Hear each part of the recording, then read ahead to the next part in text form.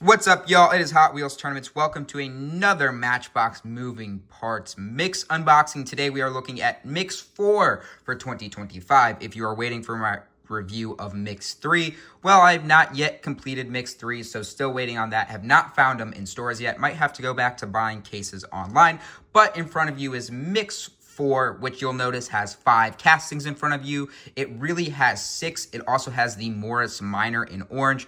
I really don't like that car. I really don't like that casting, so I didn't pick it up. As much as I try to be a completionist on this line, I can go ahead and skip that one because it has no real spot in my collection. The other 5, however, do. So let's take a look at the highlights for 2025 Moving Parts Mix 4. We begin with the 2023 Nissan Ariya. So this mix, 6 total castings, 5 of them returning, 1 of them is a new model. This is returning from 2024. This was a new model. This is the Nissan Ariya. We see it here in this lovely, lovely blue color. Maybe not the most exciting casting in the world. I would agree with that sentiment from a lot of collectors, but it is really well executed. I really like this beautiful, beautiful blue color on it. We flip it around. The moving part on this one, of course, being the hood, which flips up there, reveals a fully tampoed engine bay, which you love to see. Turning it around, we get these nice 10-spoke wheels, look really, really good. Tail lights, license plate says Ariya. We get the Nissan badging and Ariya badging, love to see. Roof, we get a lovely sunroof on it. And, of course, we get the Nissan badging and headlights on the front. Great to see front and side tampos on this. Very basic stock SUV here. Looks good. Really like the blue color on this one. I think this is a solid release. Moving along, we then get the 2022 Mini Cooper SE. This one features a opening hood as well. I've been on the record, my favorite types of moving parts are opening hoods and opening rear trunks. I think they look the best. I think they provide the best options. With the trunks, a lot of times you get cool details like maybe a toolbox or a skateboard, something of that nature hidden in the rear. And with the front being the best when you get that fully decaled engine bay. Anyways, with the Mini Cooper SE, like we mentioned, you get that opening hood. You flip it up here. It doesn't stay open, which is unfortunate. Sometimes they do, sometimes they don't. This one, it doesn't. But lovely to see a fully tampoed and detailed engine bay. That is the best detail when you get it. That's why I love the opening hood. The other cool thing, you'll notice that the taillights or the headlights don't go up with it. There are actually holes in the moving part that go down and cover the headlights, which I always find really cool. Love to see that detail. Looking at it here on the turntable, you'll notice a nice mini EV license plate, an actual license plate, not just a standard badge holding thing. It looks like it's actually meant to resemble one, which you love to see. Some nice tail lights on this, some headlights, mini EV on the front license plate as well. Just well executed. Black wheels on this one, black 5 spokes. Don't know if silver would have looked better. It's hard to say. I think the car looks a little dull without any pop on those wheels. I think the intent is to make it look sportier, but I think it makes it look a little dull. Maybe a different color on those wheels would be my only thing that I would like better. Nice to see the side view mirrors on there as well, but well detailed. Headlights, tail lights. Can't complain with this one. Just a fun, cool casting. I think this is a great moving parts model. Moving right along to one of the most popular new models from 2024, we have the Porsche 356A. This debuted in white. It was really, really cool. Now we get it in kind of this midnight, almost navy blue. One thing I noticed, this card art doesn't totally match the car color. I don't know, that looks way darker than this does. That's a minor complaint though. These things are not meant to be kept carded because they are moving parts. You want to take them out, look at all the cool details with this one. You can see it's a moving trunk here. So if you don't take it out of the package, you'd actually never see the moving part. So more reasons to unbox your cars and take a look at them, roll them around, all that good stuff. Coming out of the blister here, this one's always difficult to pop out from what I remember. Let's take a look. All right, first off, loving the color combinations on this one. Immediately notice chrome bumper looks fantastic. Navy blue color looks fantastic. Kind of this beige, light beige, almost white eggshell interior looks really good. Those combinations of the chrome, the blue, eggshell pop. Going around to the rear, trying to get this trunk open, which is always a problem with this one because it's so small. Pop it open, you can see all the detailing that they throw back there. It's really hard Through that narrow gap, though, you can see that is fully decaled. Even with that small an opening, you can just get that much more appreciation for the detail on this model. Anyways, talking about the decals themselves, as we let this thing go around on the table, you can see some Porsche badging, some nice headlights, all tampered on the front, some stuff added to the roof as well. Coming around to the rear, more Porsche badging, more tail lights, some nice detailing there to the trunk, getting some airflow through there. It looks like just fantastic executed model.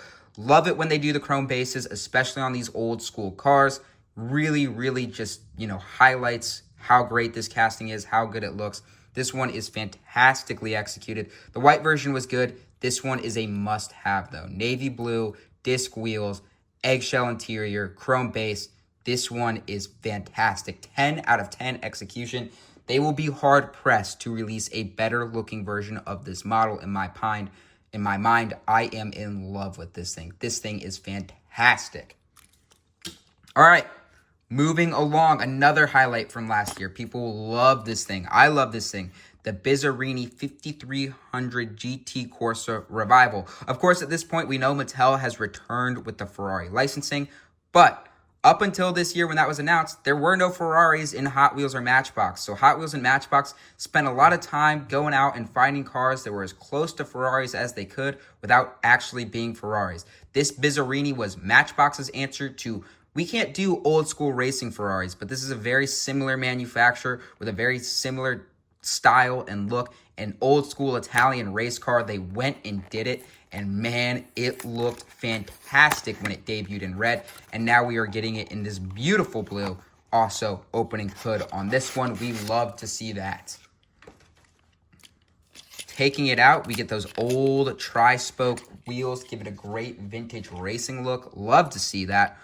Pulling it out, very simple with this one. Let's start with the opening part, though. Look at how good that opening hood is. First of all, wide range of motion here. This thing opens all the way, so you can get a very detailed look at that engine bay. Looks fantastic. As we've established with some of these, some of them don't open very far. Makes it kind of hard to see what's going on. This is not the case with this one. You get a full detailed engine bay. You can see all of it. Fantastic.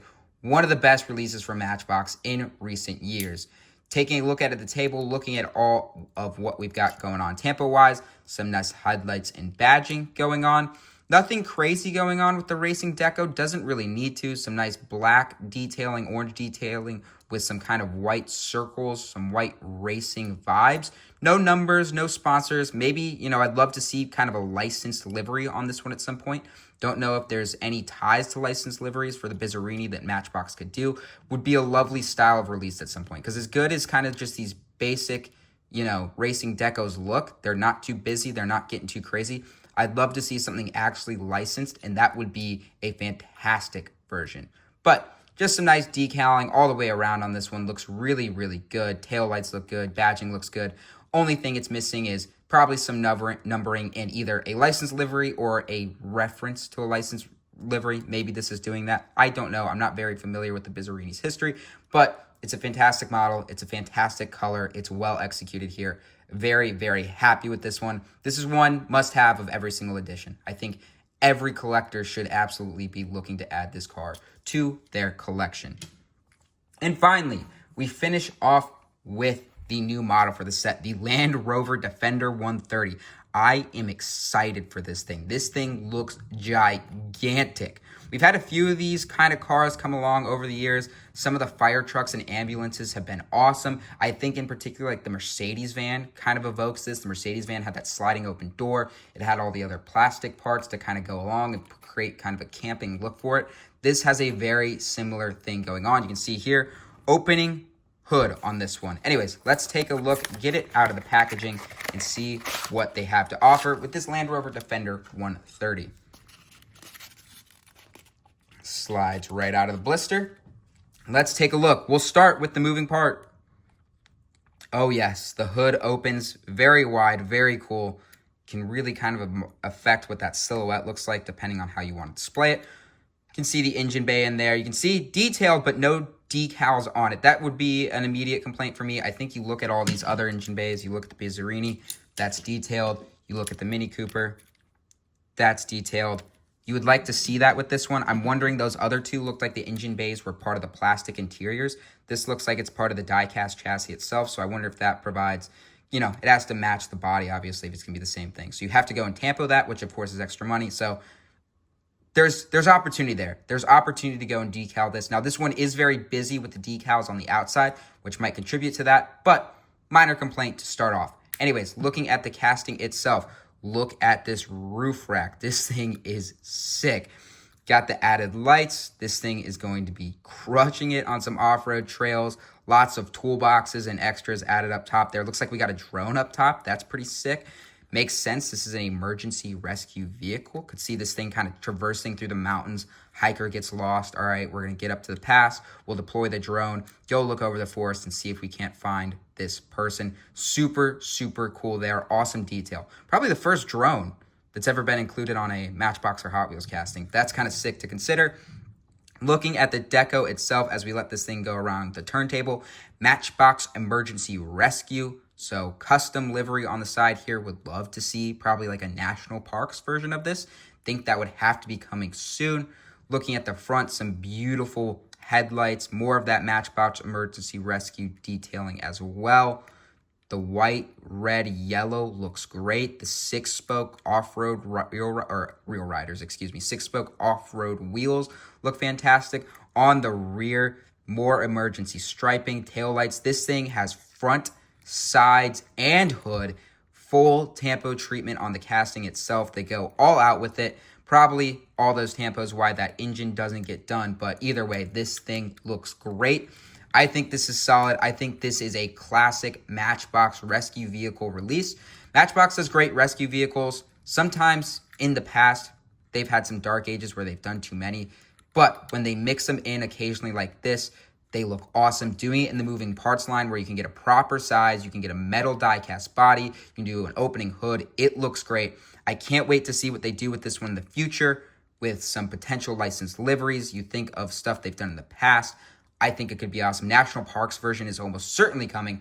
But without further ado, that is it. Those are your 5 castings. There are 6 total for this mix. These are the 5 I thought were interesting and brought home.